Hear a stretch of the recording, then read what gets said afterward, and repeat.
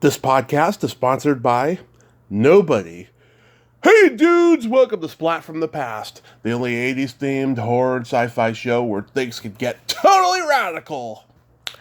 Now today, I will be welcoming a very beautiful, very talented Canadian actress, and I am talking about Barbara Tyson. Barbara played Charlotte in Ernest Goes to Jail. I used to watch that movie over and over again when I was a kid. It was so damn funny. And she was also in Pacific Heights, where Michael Keaton played a bad guy. That was the first time he ever did that. It was right after Batman, too. And she was also on the Canadian sitcom, The Edison Twins. She guest starred on many horror and sci-fi shows. Alien Nation, the remake of The Outer Limits, Poltergeist, The Legacy. She was in Final Destination, Resurrection. She was on a show called Neon Rider. She's done a lot of great stuff.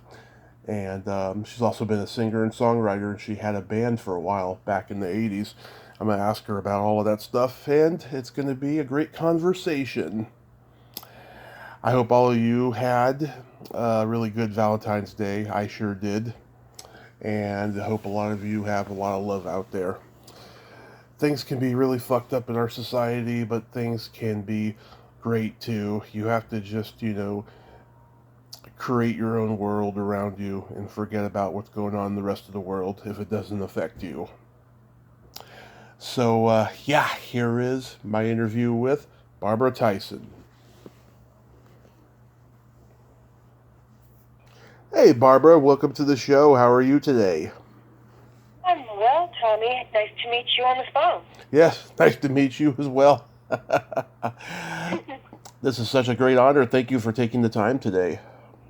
Oh, it's a pleasure for me, too. Awesome.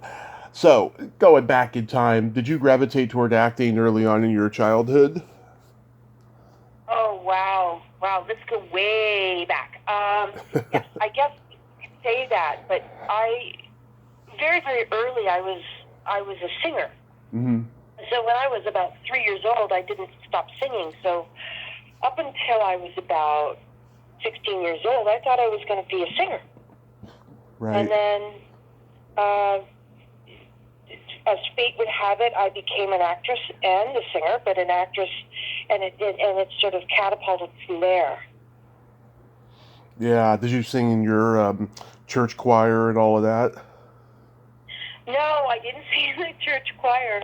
I guess I used to sing all the time. My first professional, or actually in front of an audience, was at a telethon when I was, I'm going to say 9 or 10 years old. And then when I was on the telethon singing, the band that was playing had a TV show and wanted me on to sing on the TV show. And then it just I just started dabbling in music and writing and learning how to play guitar and that sort of thing. And then, but it was always it was my first love. It was a joy. Yeah. Who were your musical influences you listened to? Oh, well, they certainly change over the years, but as far as my influences, I mean, I love Joni Mitchell, and I love Billie Holiday, and I love Ricky Lee Jones, and I love Kate Bush. Oh, yeah. All those fabulous singers. So it was folk rock and jazz. Yeah, all of it, all good music, right? Like if you love music, all art is connected, right? All art is connected. That's why you meet people who are musicians, are usually painters, or are usually actors, or something. So it's part of your psyche. Mm-hmm. Do you remember the first concert you ever attended? Of course I do. My first concert was Supertramp. Ah, love them. I love Supertramp. Oh my God, it was amazing. I think I was 14 years old. I shouldn't have been there, but I was. And I think it was in Sudbury, Ontario. And I think, who opened up for them? It was my first concert, but I remembered Supertramp. Was that when they did? Yeah. Was that when they did Breakfast in America? It was the one before that. It was Crime of the Century. I'm old, Tommy. I'm not like, I was the first album. I love Crime of the Century. That's a great album. It was before Breakfast in America. Yeah, that was in '74. Well, came out in '74, but I wasn't there when I was. Yeah, I was there when. By the time they made it to Sudbury in far northern Ontario, that was probably the last time they ever wanted to play Crime of the Century. They'd been everywhere but there. We were in the tundra. Yeah. So did you start doing school plays and community theater early on? Yeah, well, actually, I wish I would have because I lived so far in the tundra in the northern Ontario, my high school in Ontario we went to grade 13. Mm-hmm. So from grade 9 to 13, there were only 250 students in the entire high school. Wow. I know, it was crazy. And you know what? Shania Twain went to the same high school. Really? She was in your class? She was, I think, 2 years younger than me. Okay. Her name was Eileen at that time. But yeah, we were going to this teeny little high school in a place called Capriol. Was it private school? God, no. Are you kidding? No. No, there was no private schools. This was a tiny little hockey town in northern Ontario, population 4,051. Okay. And there were 2 giant hockey arenas because they were basically churning out NHL players. Wow. I know. Isn't it pathetic? No wonder I got out of there.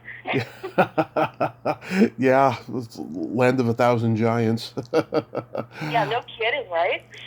Yeah, I've interviewed more Canadians than anybody. They are just the most wonderful, nice people, and they have such a shameless sense of humor. Well,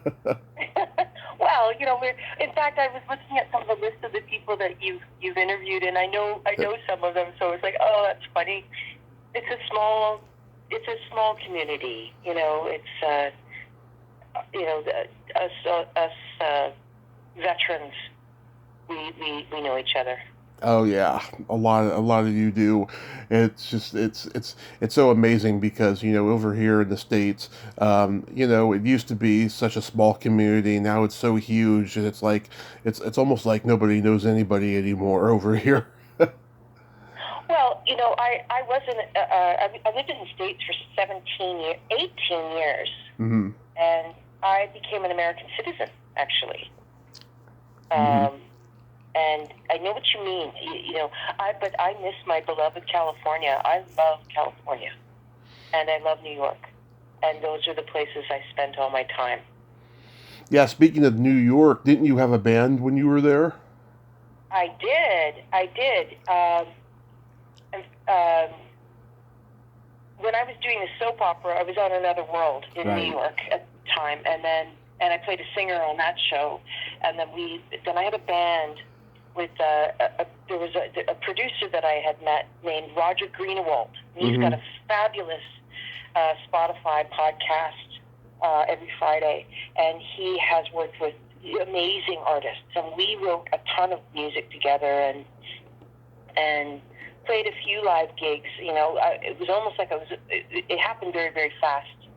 I was not prepared to play live, so based on our demo, the first time I ever played live with this band, I think like 4 record A&R guys came, and I was freaking out. Like I was not prepared for this because, weirdly enough, I had stage fright.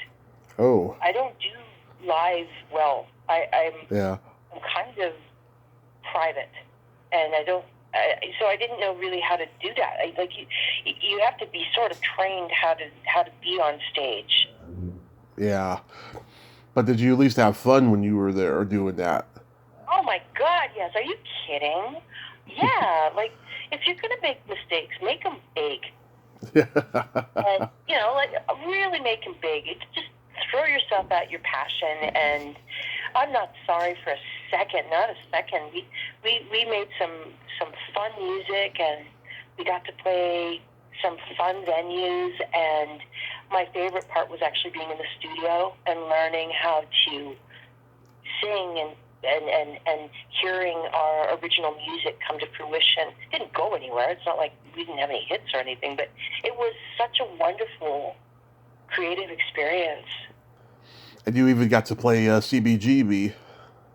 I did play CBGBs, and I'm so sorry that's not there anymore, but it had a great sound system. It was this grungy bar. Yeah. That had a lot of history. And that was a fun concert. That was a fun night, actually. I'll never forget that one. Yeah, everybody from Blondie to the Ramones to Television, Talking Heads, they all performed there, when it was in its prime. Yeah. The sound system was amazing. It was a dive, but the sound system was phenomenal.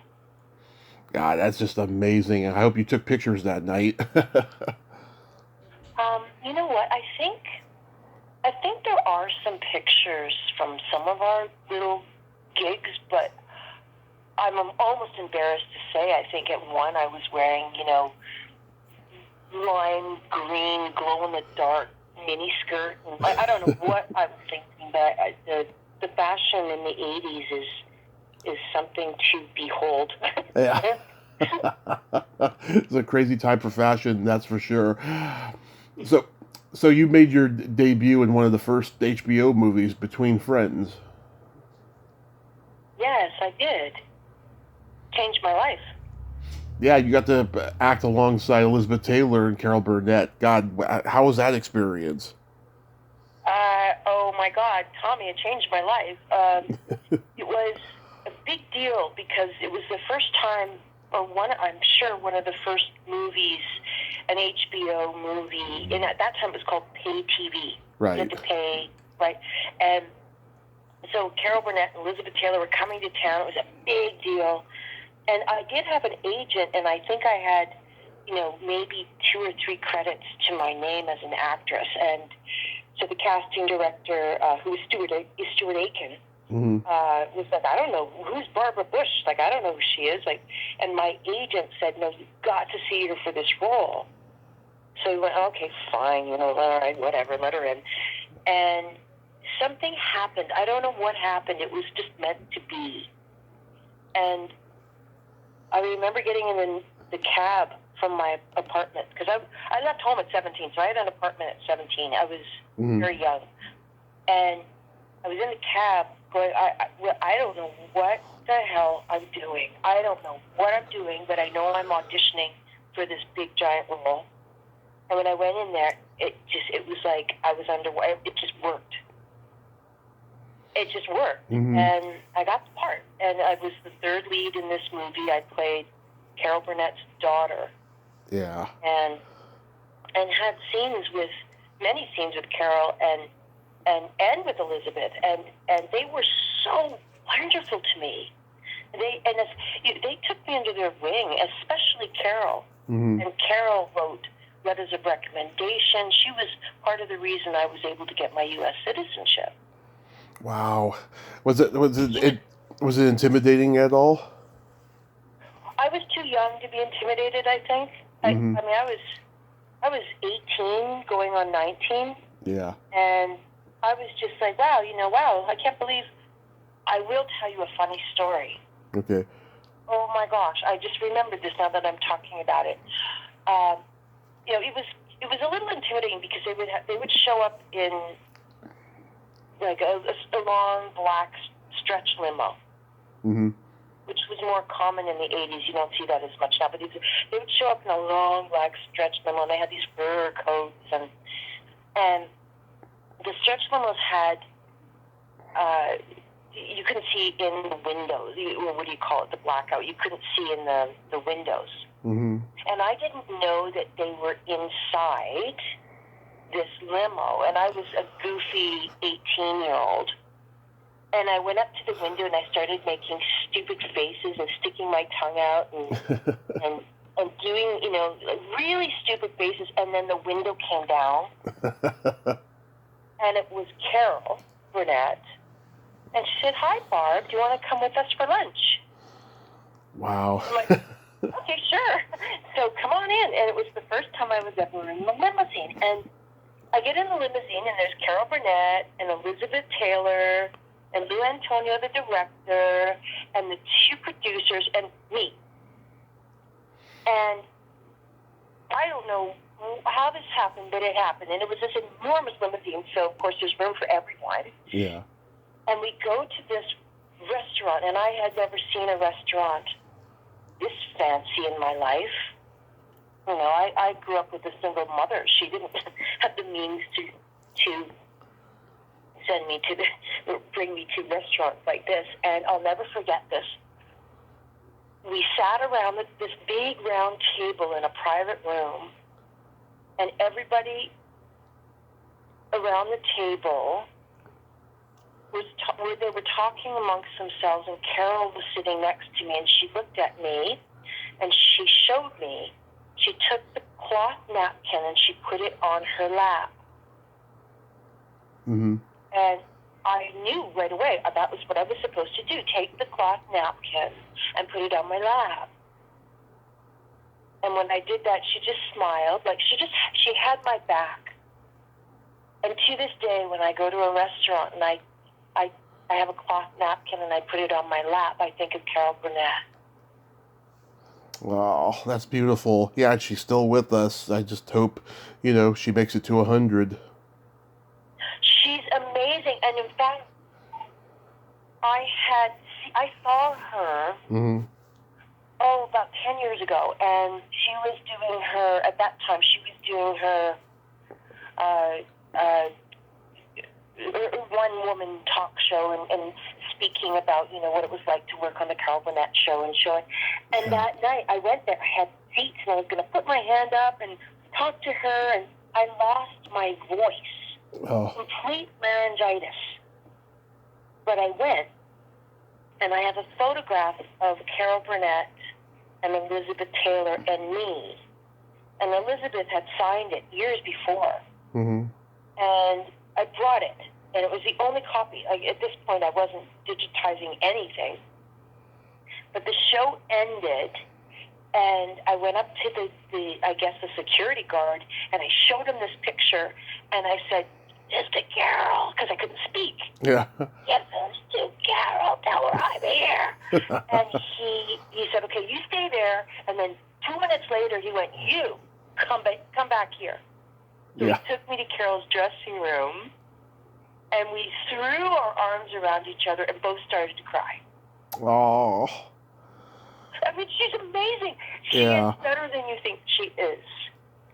Oh, I believe it. I've never heard one bad thing about her ever.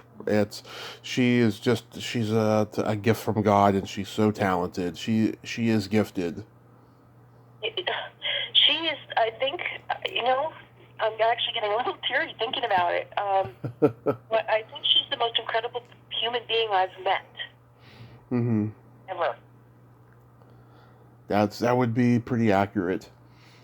You were on a few episodes of the Edison Twins. Was that fun? That was way back. That was before any of that. Yeah, that was great with Marnie McPhail and Elva May. Oh yeah, they were fun. That was fun to work on. Again, I was 17. Right? That was when you're 17 years old and you're making TV money. And in my case, I lived on my own, so doing an episode of any TV show paid my rent for 3 months. It was a godsend. Was Corey Haim still there, or did he leave already? I didn't work with him. If he was still there, I did not work on the episodes that I did.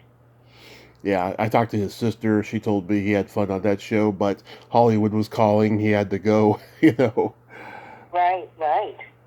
But I did just talk to Elva May, though. She's a sweet lady. Yeah.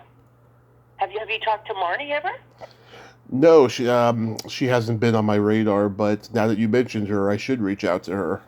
She's one of the funniest people you'll ever talk to. She's got a great sense of humor. Nice. Great sense of humor. So really, really funny.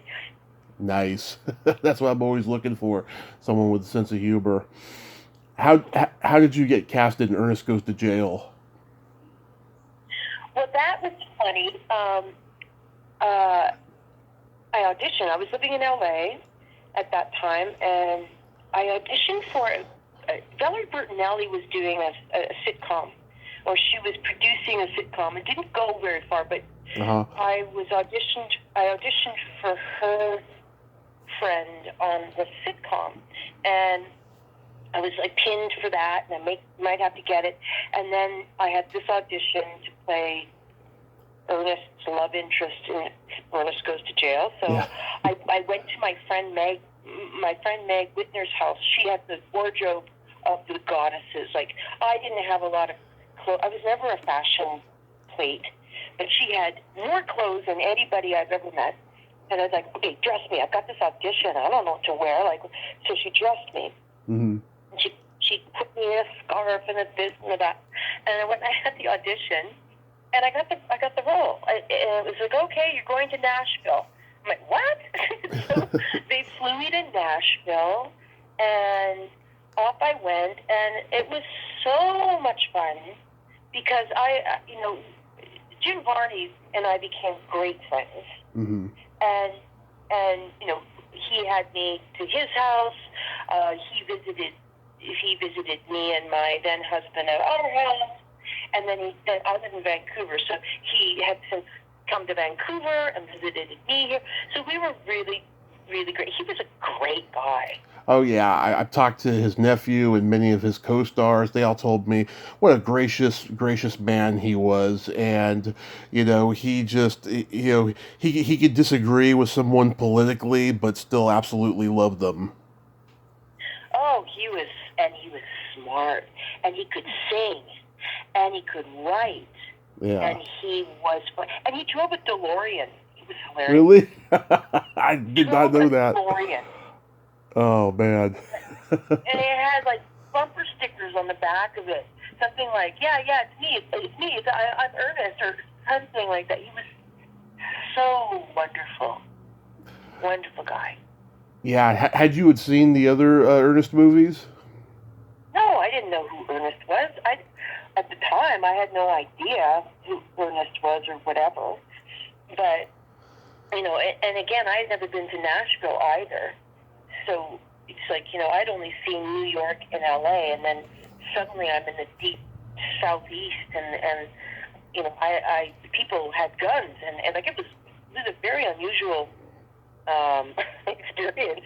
But I had not seen Ernest Goes anywhere. I hadn't seen any of them. Yeah, he had a very interesting story of how he got into the business and how he got to play Ernest. It was incredible. After high school, in college, he had done improv and all of that. He went to New York. He lived in his car for a few years. Went on auditions for acting and performed in the comedy clubs. Couldn't get anything. He comes back. He comes back to Nashville. He meets John Cherry, and he plays a drill sergeant in these milk commercials. And that gave him the incentive to move to LA. He did a couple series that didn't go and other things. And then when the writer's strike happened, or was it the actor strike? One of the two strikes happened in 1980. He came back to Nashville and said to John Cherry, "You got something for me?" And lo and behold, Ernest as the spokesman. And then by a twist of fate, Jeff Katzenberg and Michael Eisner are at the NASCAR race, and he's the guest of honor there. And they're like, you sign a contract with Disney. And that's how Ernest... And that's what Jim told me. He's like, yeah. Who the hell is this guy? Sign him. Because that's what everyone was all excited about, and they happened to be there. So, yeah, that's true, because Jim told me himself that that's what happened. Yeah, because he'd done Dr. Otto and the Moon Gleam or whatever it was called, and Ernest was in that movie, and that was like the first official Ernest movie, but Ernest Goes to Camp, took him to the moon. Right. And the whole Hey Vern commercials, I mean, you can't forget that face. Yeah, his Saturday morning show, which didn't last long. I think after you have it on right after Pee-wee's Playhouse, which was a huge show at the time, yeah, it's pretty hard to sustain an audience with that character on TV. Yeah, exactly. But it's interesting because Jim Varney was nothing like Ernest. Yeah. Nothing like him. He was so much more sophisticated than that, and so warm and bright, and he'd eat you up the wazoo. That man could read a room like no one, and he was smart, really smart. Oh yeah, you have to be smart to play a dumb character like him. Right. Yeah. How funny was that scene with the lobster? The dinner scene? Yeah, okay, so now you have to forgive me because I don't watch the shows. I do it's very rare, and Most actors I saw don't. that movie once when it came out in the theaters. Yeah. But I remember doing The Lobster. There was a lot of, attaching I haven't watched, even my own sons haven't seen the movie. Yeah. He was just so chillingly creepy as Nash in this movie that when I was a kid I just could not believe it, And you even had that borderline rape scene with him. Yeah, that was kind of strange. That was the whole Elvis room. Yeah. And we had that dog. There was this dog. I think it was a Jack Russell. Yeah, Rimshot. Was that his name? Yeah. I remember the dog. We had to work with dogs, and the lobster scene. It was like, it's all technical, right? So it has to attach. And the weirdest technical one was when he was being pulled by some floor cleaning device and up the wall. I mean, there was a lot of technical things. And this particular movie had a bit of a budget, right? So they had it had more of a budget, I think, than the other ones. Yeah. I guess Disney threw some money at it. They didn't throw any money at me, by the way, just so you know. Yeah. Disney is notoriously, let's say Disney, see, I'll never work again. Disney's cheap. And yeah. They were so cheap with the way they paid me that the producers actually handed me a $5,000 check when I left. And said, we just want to top off something because we know what you've just been paid. So that was the whole salary overall, $5,000? No, I don't remember. They paid me more than that. Mm-hmm. I'm saying that the producers that had nothing to do with Disney gave me $5,000 from their own money to add over and above what Disney had paid me. Yeah, that's interesting. For which has never happened to me since, but for a feature film where they're taking me, I mean, they were flying me to Nashville. I was living in a hotel, and I was there for at least a month. I was there for quite some time, and it was fascinating. It was a fascinating experience. But Disney's notoriously, at least then, they were notorious cheap. Yeah, this was always my favorite one. This is the one that I watched over and over again when I was a kid. I just thought it was so funny. Yeah. I'm so happy. How was working with Gaylord Sartain and Bill Burge? Oh my God! Well, Gaylord. Gaylord too. An amazing actor, and for years later, he's a painter too. Oh, okay. He's a wonderful art. For years later, he sent me Christmas cards that he painted himself. Oh. And really, I'm sure if we Google that, because Gaylord Sartain was a lovely, a very good painter. As again, it's all art is connected. And Gaylord was funny. He was, and him and Bill, Bill didn't have to say much. They just worked off each other. Yeah. Yeah, just the way he just squeals like a pig and does that thing with his eyes. That's so funny. Well, yeah, he's such a fun face. And then I think Gaylord's from Tulsa, Oklahoma. Yeah. He wasn't from Nashville, and I think Bill was from Nashville. Right. How was working with Dan Legant, who played Mr. Fendel Smythe? It was fun. My God, it was so long ago. Mr. Pendle Smythe. Pendlesmirth. Yeah, and I was sort of the straight gal for his nastiness. Yeah, I never understood why those prison guards wore pink jackets. Because the wardrobe department wanted it to feel like a cartoon. Oh, that makes sense.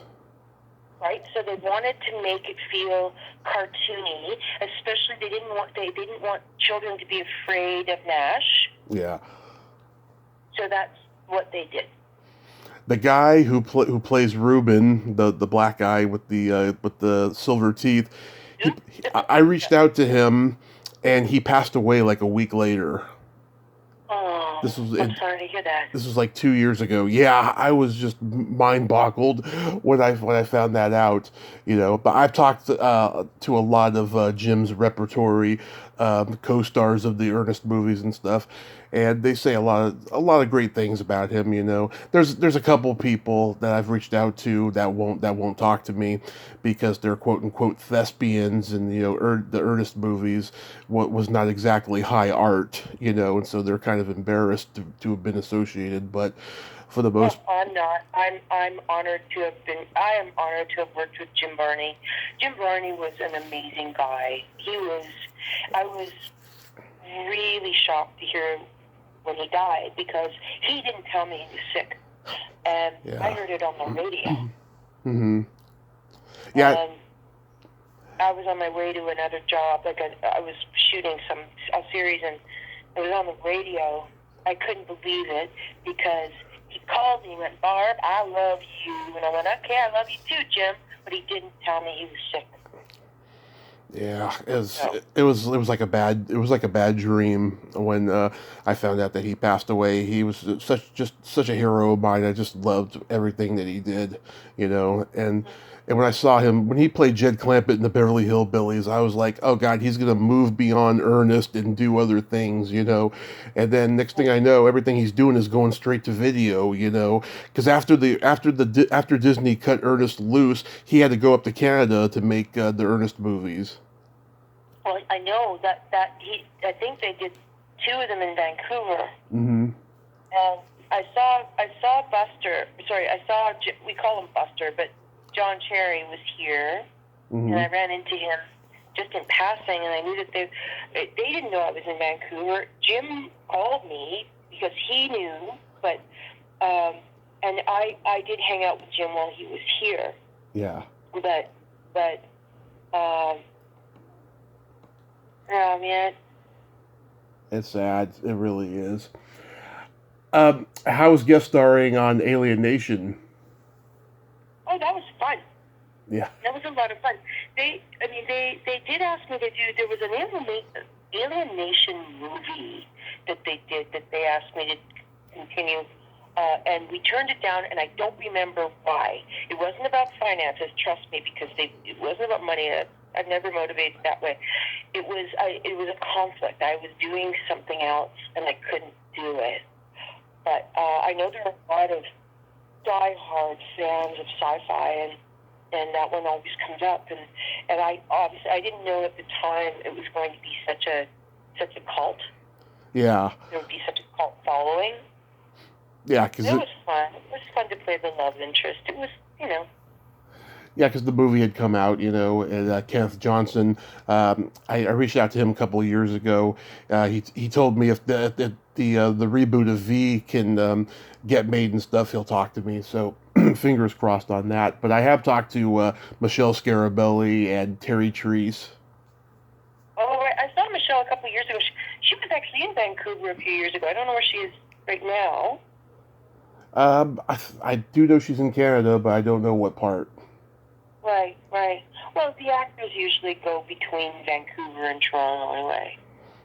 Yeah, it's funny, when I was talking to her, she didn't remember a lot of things that she did in, I think it was Quebec early in her career. It's funny how she didn't remember hardly anything of those, but then once she got to Toronto later, then she remembered everything that I was asking her about. Yeah. I was working on Pacific Heights. I loved it. That was so much fun. They called me in to audition for John Schlesinger. Schlesinger, yeah. Thank you. Who, of course, as you know, was an Academy Award-winning director. and I was excited, and I think there was like, I don't know how many people they had auditioned for this, and it wasn't a large part, it was a small part, but there was at least 10 couples that they auditioned for to buy the house at the end, and he picked me, and then picked, I guess, a guy from another couple, and it was so cool to work on set. And Melanie Griffith and she would come to my trailer so we could smoke cigarettes. Mm-hmm. I don't know why I wasn't in her trailer, because I can tell you her trailer was much bigger than my trailer. But she came in my trailer. We hung out and gossiped, and you know what was really interesting about doing that was Ellen Barkin was doing Switched at the very same time on the same lot. It was a movie called Switched. Yeah, Blake Edwards movie. I think so, where she changes genders, and she came into she would come in to get her hair done in the trailer that we were getting our makeup and hair done. And before she came on it, because I looked a little bit like her, not a lot, but at the time, people they thought I was her. Yeah. I'm about a foot taller than this lady, and I'm a strong girl, and she's this teeny tiny little thing, but we have this kind of crooked smile and the same kind of look, and right. People were like, sign my poster, blah. And then she came in, and I told her, I said, I've been asked to sign your poster, and she said, wow, I can see it. And she stood back, and she looked, and she's like, yeah, I can see that, why they would say that. It was kind of validating. It was fun. I heard Melanie Griffith has a body sense of humor. Did you see that?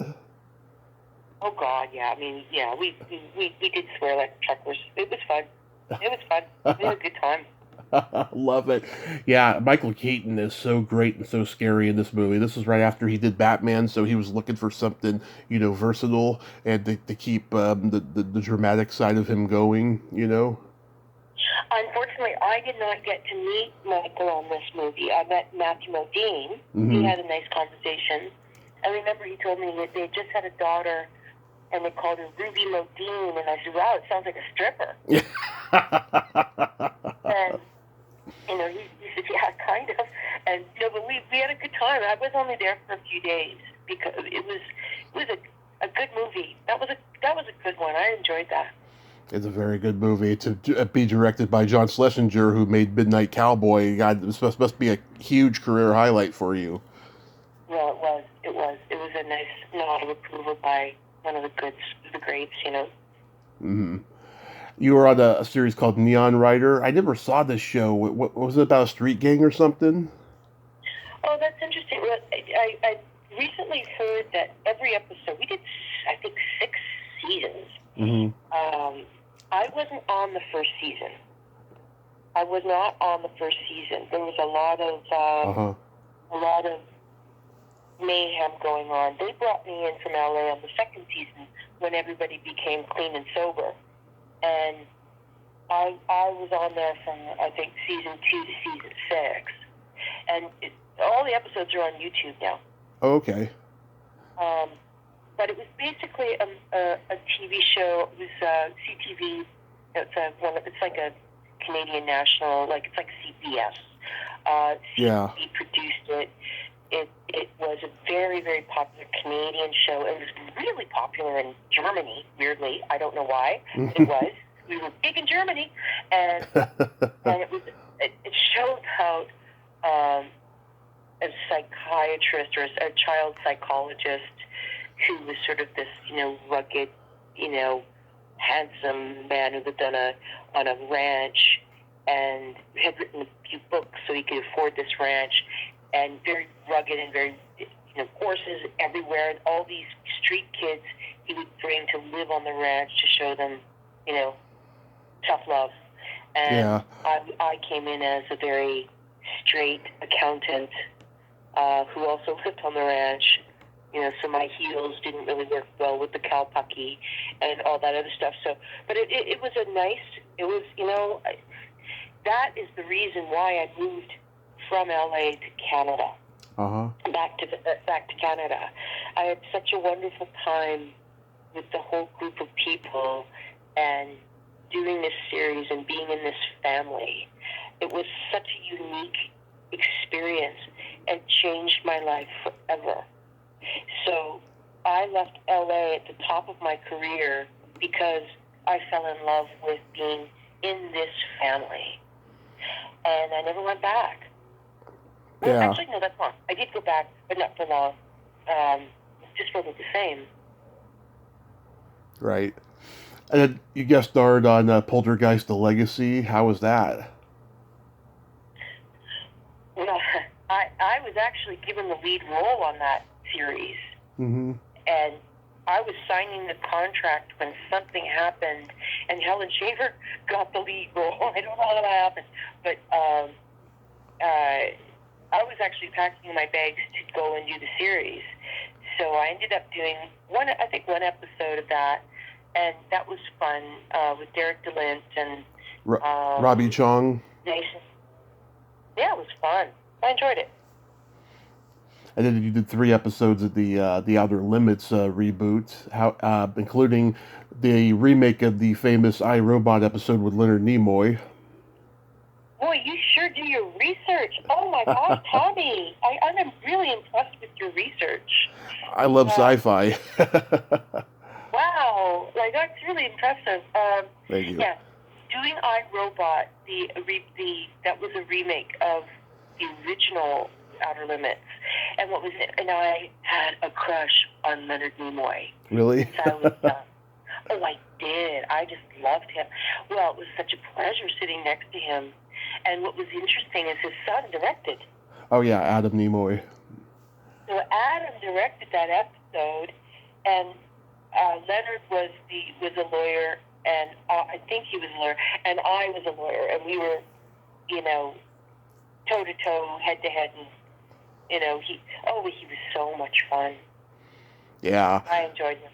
Oh, it's Cynthia Preston. She's in that. She's on my bucket list. I'm going to reach out to her this year.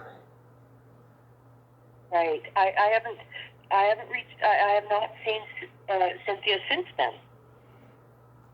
Yeah, she must be living in another city. That's all. Yeah, a lot of actors, they don't see each other again after working together. It's crazy. Mm-hmm. The second one you did had Judd Nelson and Joseph Gordon-Levitt. You played his mother in that. I did. I loved him. Oh my God, he was so wonderful. He was so wonderful to work with, and I played his mom, and he and I kind of hung out and chatted all the time. He told me what it was like to be on Third Rock from the Sun, and Mm-hmm. So we did develop a bond. And that was probably more for the show, so we could actually play mother and son, and feel like we knew each other. Yeah, and then the third one, you just had a tiny part in it. Which one? The third Outer Limits episode you did, there was just a tiny part you played in that one. I played in the third Outer Limits. I played a doctor. No, I played the doctor in an insane asylum. Mm-hmm. But I didn't see it, so I don't know what was there or what ended up there. I remember playing opposite some crazy, crazy actress who kicked me in the head. Really? She just kicked you in the head? Oh, I had to fall out of frame. I remember this because I had to fall out of frame in front of the camera, and she had to run by me, but she was wearing these big boots. And she was kind of psycho. I don't remember her name, but she was psycho. And I said, please, my head is exposed. Whatever you do, don't kick me in the head. And she smiled. And what did she do? I fall out of frame. My head is exposed. She runs by and she kicked me in the head. Oh my God. I remember. I can't name her name because I don't remember her. I just put it out of my head. I'm like, what a psycho. That was a psycho moment. Either that or she was a method actress. No, No, she wasn't, because we were standing in line for the for the lunch truck. Everybody stands in line for lunch, and she came up next to me, and the producers were in front of me, and she said, "Like I said, I'm so sorry that I kicked you in the head." And I was just like,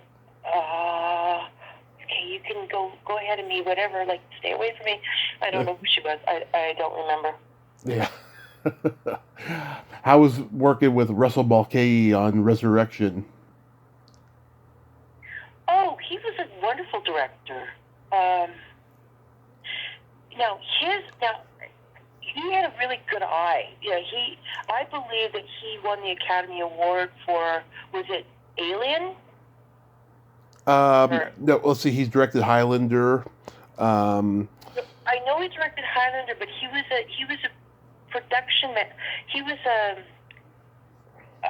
in another department, and he won an Academy Award for something. Like, it was Alien, I think, or something. I know you're the researcher, you know that. But no, he was very reserved, lovely to work with. Yeah. Christopher Lambert and I got along very well. The audition, we really connected very well. Yeah, I talked to Russell last year. He's probably one of the most overly sensitive men I've ever met in my life. I said 3 things that offended him in that interview, and he brought it up to me like the next day on Facebook Messenger. It was, I made one mistake, and then I stated one fact, and then I told him a funny story, and he was offended by all 3. It was just like, oh my God, He's very sensitive. Yeah, well, I apologized to him, and I dissected the whole thing, gave him the rundown, and then he was okay after that. But that was just like, oh my God, just because I thought he directed this one video from Elton John, he got upset over that. Because he directed a lot of Elton John videos, and the internet incorrectly said he directed this one in particular. That was my personal favorite. That was one of the things, but. Oh, well, it happens. Tommy, I mean, you can be forgiven. Your research is quite extensive. Oh, thank you. And then you played Devon Sawa's mother in Final Destination? Yeah, I did. It was so funny, because he was 21 and I think I was 34. Really? I think I was 35. I wasn't any older than 36. And he was playing 17. But he was at least 21. It was silly, but I loved it. It was fun. That was a fun movie. Yeah, it came right in the wave that the then new teenage horror genre had been formed with Scream, and then it was followed through. I Know What You Did Last Summer, and this, and Blair Witch Project, everything. Everyone was doing the new teen slasher movie where everyone's an ensemble. And that was a big budget. Yeah. That was a big budget, and of course it started that entire franchise. Yeah, Allie Larder. I had such a crush on her back then. She should. I thought she was going to be huge. I don't know what she's doing these days. But I don't know. I know that she was talking about wearing Prada then, and I know that she was beautiful. I mean, they were all. Again, of course, you have all the hot teens. They were all hot. Yeah. But I was just there to be the mom. Yeah, the 35-year-old mom. The 35-year-old mom of a 21-year-old. No, he was supposed to be in high school. Mm-hmm. But again, I'm so happy to have that opportunity to be in that movie. And I remember the audition. When we were in the audition room, there was a suitcase scene, and they had a whole bunch of pillows. And I said, look, I just feel like I'm making a bed. And they all laughed. And I don't know, maybe that's why I got the role. I don't know why I got the role, but it was a pleasure to work on. Do you like horror and sci-fi? I do. I mean, I like any experience is, what I would love? I would love to do the remake of Misery. I would love I would kill to play Kathy Bates' role. Yeah. That I would love. I'd have to wrestle Leslie Donaldson for that, I think. Oh my God, Leslie. Leslie and I would have to wrestle for it.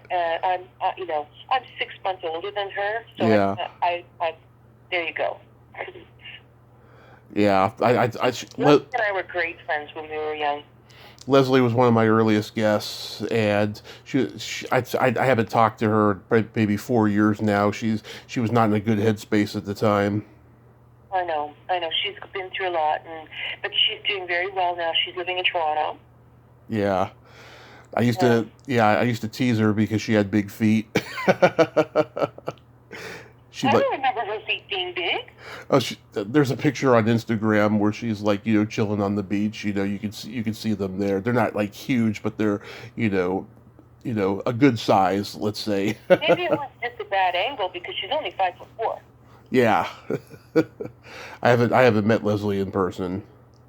Oh, okay. We were great friends because when I was living in Toronto and I had my own apartment, I was 17 and we'd hang out at my apartment and drink white wine. Yeah. You probably know Lisa Langlois. Yes, I do. Yeah, they were. From what I remember, they were good friends at the time too. I had a falling out with Lisa, unfortunately. Oh, I'm sorry to hear that. I don't know Lisa as well as I know Leslie. Lisa and I were in the same movie called The Final Cut together. Oh, okay. She was the girl tied to the bomb, and I was the one that had a love scene with Sam Elliott. Yeah. Oh, that must have been great, working with Sam Elliott. It was amazing. It was kind of nerve-wracking because I'd never done a love scene, and this was only his second, and we were both really nervous, and it was really funny because he's very tall. He's 5. And we're supposed to be on this couch making out, and the couch was too small, and everyone went nuts. We had to get a bigger couch, a longer couch, and everyone's heads were rolling. But no, it was fun. It was, but I would never do that. I was like, okay, I did it once. I'm not going to do it again. When he got the Academy Award nomination a few years ago, I was just so happy because I put him on the list of the people who were sadly overlooked by the Academy for many years, Mm-hmm. And I was happy that he finally got his nomination. I was curious. So, why did you go by Barbara Bush in the early years? Well, interestingly enough, that's my name, and my father's name is Howard Bush. Mm-hmm. But my mom and dad split up when I was 3, and I never saw my dad. And then my mom remarried, and then my name became another name all through school. And then my mom remarried again, and then I'm like, I'm not changing my name again. And then when I moved out at 17, I went back to Bush because that was what was on my birth certificate, and that was what my ID was because that was my name. Mm-hmm. So I went Barbara Bush from 17 until I got married in 1990, Mm-hmm. and my husband's last name was Tyson. So I changed it to Barbara Tyson. By the way, before that, George Bush Sr. had become president of the United States, Right. And Barbara Bush. Every time I went to an audition, it's like, where are your pearls? How are your dogs? I'm like, oh my God. If I hear that again, I'm going to go crazy. And I was already in SAG as Barbara Bush. And I got bumped to Barbara Bush 2 because the First Lady was Barbara Bush. Mm-hmm. Without anybody calling me and saying, oh, and I used to get her fan mail. It was weird. Anyway, so I was very happy that my husband, who I had married, had a nice last name. And when we did divorce, I asked if I could keep the name. He said yes. So I never changed my name again. Wow. Yeah, I can just imagine, going to an audition in Hollywood at that point in time and not getting anything because Hollywood became so liberal by then.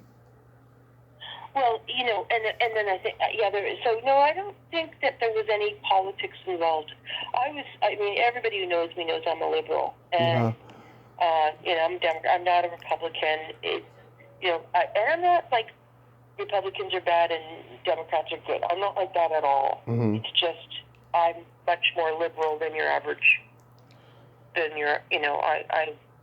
But I didn't think that any of the casting that happened with any of the jobs I ever got had anything to do with politics at all.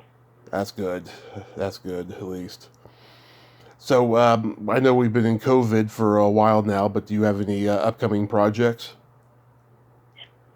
No, I've got a very small role that's coming out. But, honestly, I have to say, I have 3 boys. Mm-hmm. They're 19, one turned 18 today. Nice. And one's 16, and 2 dogs, and a husband, and it has really been our job to be sane and happy and comfortable as well. I put acting on the back burner. I do a lot of voice stuff. Mm-hmm. I've always done voice. But I do think that the priority is just to stay sane. Yeah. I don't really have this burning desire to be on a set where people aren't checking. It has to be a set where it's safe and comfortable, and I'm not in. I haven't seen that role yet. Yeah.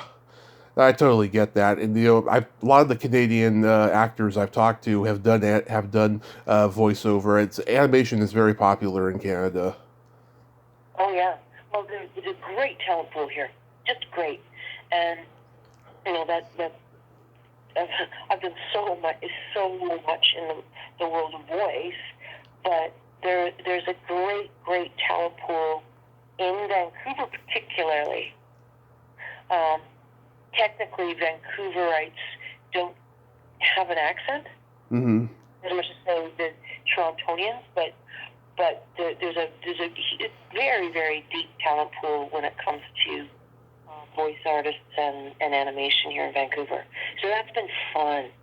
It's been a lot of fun. I'm not allowed to talk about it. I had to sign it. Yeah. You have to sign all these NDAs, non-disclosure agreements now when you're doing shows. So I just did a TV show where I had to sign an NDA on Netflix. I can't tell you, or they'll shoot me. Apparently, I don't know. I don't understand. But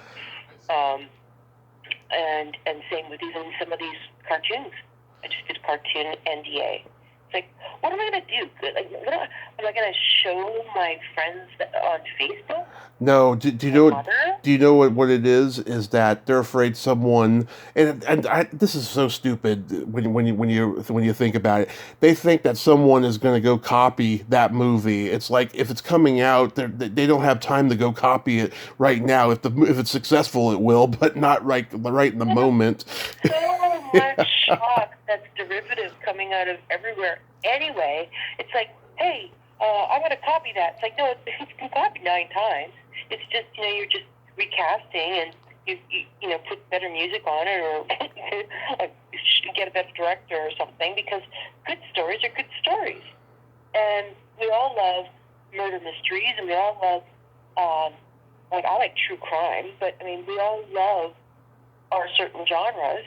It's like, just do your work, do your art, and stop looking over your shoulder. Yeah. That's my opinion. I totally agree. It's crazy. This is the age of paranoia in show business. It's. Well, I think the internet fucked everything up. Sorry. Say fuck all you want. Do things up a little bit, because before the internet, we had to. I don't know. There weren't. I think it's dumbed down. You know what it's done? Mm-hmm. It's made beauty the top of the heap. Yeah. And it's that I wrote a script about this when I was 25 about, there's racism, of course. There's racism everywhere, and it's disgusting. And yet there's ageism, and there's, if you're not hot or beautiful or cute or whatever, you don't get airtime. Yeah. And that's really sad because I think what the internet has done is destroyed a lot of what really matters. It's like, hey, everybody can be hot now with fillers and this and that, and here are my lips, and look at my tits, and blah, blah, blah, blah, blah. It's like, okay, there you go. But there was something to be said for innocence, and that's destroyed it, in my opinion. I don't know how I'm getting off topic, but it's okay. I think the internet did destroy innocence. It did, and the reason why ageism exists really is because by the time you reach a certain age, you're not going to take the producer's bullshit anymore, and that scares them. Well, interestingly enough, I can say I hear about all these creepy guys, passing couch stories. I have never been in that situation. I think because I was so assertive at a very young age, they didn't dare to fuck with me. They didn't dare to mess with me because I would have said something. Yeah. And again, I didn't even know. When I was young and cute, I didn't know I was. I didn't know it, and so I wasn't victiming in any way, shape, or form. And I don't know. I'm an anomaly. I'm an anomaly, I guess. But believe me, if anyone did, they would have been sorry. Yeah. I just don't get it that there's people like that still walking around in the industry. It's just it's inhumane, is what it is. Yeah. Again, like I didn't see it. I've certainly seen it in the news and read about it. And, don't even get me started if someone messes with children or dogs or cats or something. But as far as the industry is concerned, maybe I'm naive, but I had a wonderful time. I had nothing but it did nothing but open my heart and teach me things I never would have learned had I not taken that first leap and did my first audition not knowing what the hell I was doing. That is so beautiful, Barbara. So there's this secret silly game that I like to play with my guests. This is a series of silly slumber party questions, and how this works is I ask you the question, you answer it, and then you ask me the exact same question and I answer it. And feel free to comment on answers. Okay. It's just pure fun. No win or lose. So, okay. Barbara, are you ticklish? Yes. Tommy, are you ticklish? Oh, yes. If you tickle me without warning, I'll hit you in the groin. Okay. I promise I won't be tickling you without warning. What's your favorite part of the body? It could be anything. Favorite part of the body? Mm-hmm. The brain. The brain. Yeah, that's a good one. Okay, Tommy, what's your favorite part of the body? The belly button. The belly button. Why? Innie or outie? Either way, when I was 6 years old, I had a girlfriend who had a cute outie, and whenever I see a belly button, no matter whose it is, it just takes me back to that. And she was kind of the girl that got away after junior high and stuff, tried to reconnect with her on MySpace like 15 years ago or something, and she was just all fucked up from drugs and the bad life that she put herself in. Oh, I'm sorry to hear that. Yeah, it's sad, but I still think about her every day. What color are your toenails painted? Oh, interesting. They're painted a very dark kind of. It's called.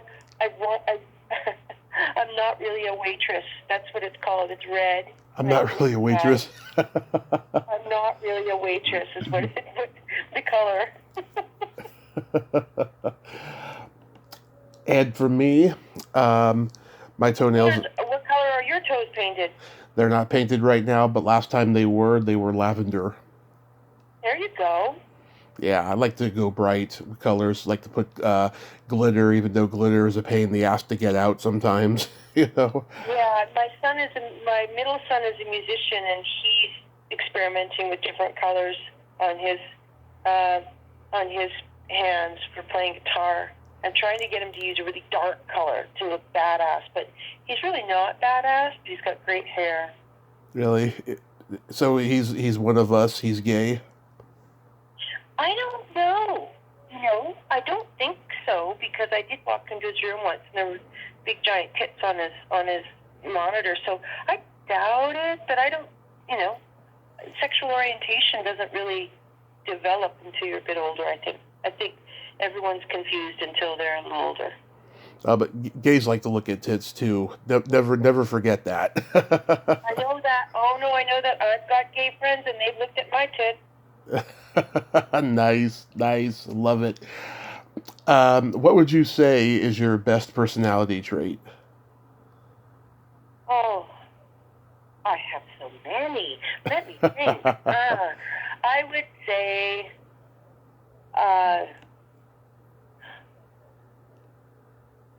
how I have the ability to persevere under adversity.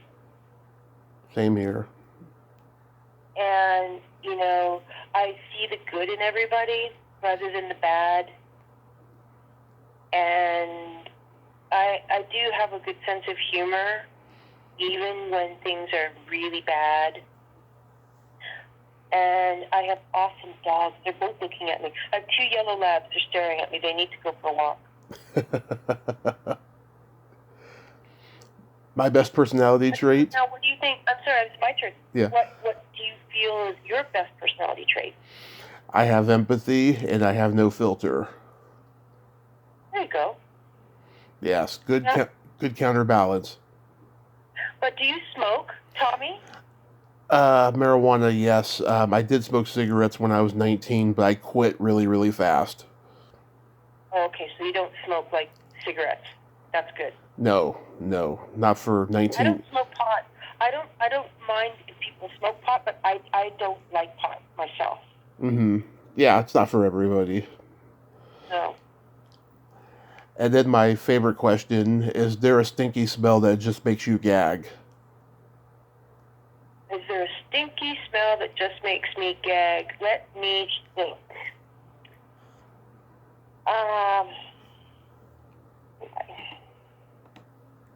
Can't think of. That's a strange. I've never been asked that before. No, I can't think of anything that makes me gag. Yeah, I have found over time not everybody has a sensitive nose like I do, so that's okay.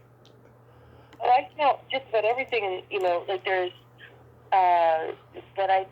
nothing makes me gag. It's sort of like, oh, gotta fix that, oh, gotta, change whatever that is, or, I don't like the smell of rotting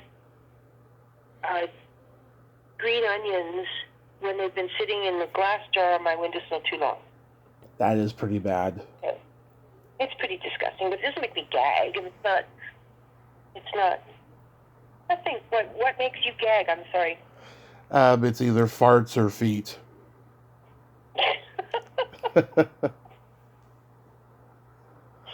Oh, dear. I have no response to that, Tommy.